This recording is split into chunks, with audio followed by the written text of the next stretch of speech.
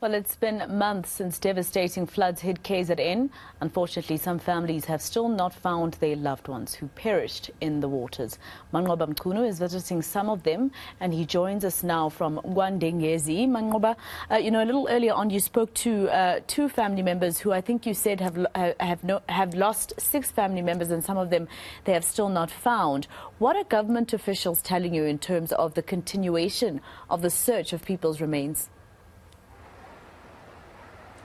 Well, Masiko, we have indeed spoken to the KwaZulu Natal Health Department just to try and find out what happens from now and why it's taking so long for those DNA results to actually come back. And the Health Department, Masiko, has indicated that, in fact, it is not the department that is facilitating these DNA samples. We do know that they were taken in April as well as May for several families who lost their family members. But they're saying that it's actually the police that are responsible for the DNA tests themselves, because you recall, Masiko, that the police would have opened cases for all of those missing people. So they are the ones who are actually investigating those particular cases. They are the ones that have taken the DNA. And so we do understand that they are the ones that will give answers as to what really is happening when it comes to the DNA test. We did try to get a hold of the provincial police spokesperson here in KwaZulu Natal, and he has indicated that it will be national government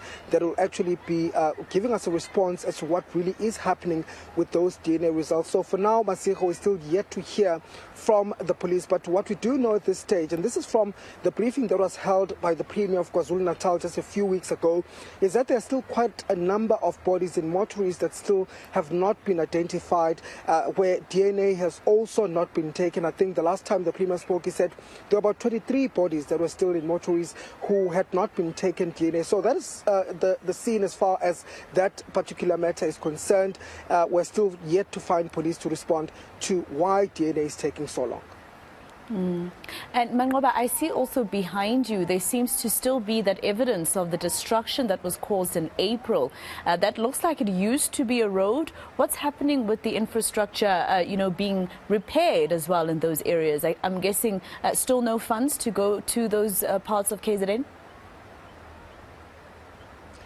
Well, Masiko, that's been the challenge when it comes to fixing some of the infrastructure. Of course, you recall that there was a commitment by national government to assist the province to fix some of those, infrastructure that were destroyed. I just want to step out so that I give you a sense of just the remnants. This is almost 3 months, Masiko, since the flood happened in this area, but you can still see quite a lot of devastation. Indeed, that is a road that was standing there at some point before the floods hit this area, but the road itself has been destroyed, Masiko, and people now have to cross the river. They've actually built a small step ladder just to try and cross this particular bridge, because they simply cannot drive over or walk over this bridge because of the destruction. There's still, Masiko, houses that are destroyed here, and many of those family members are still living at community halls. And that just gives you the sense of how devastated this community was. And of course, at the back of that, there are those families that are still missing about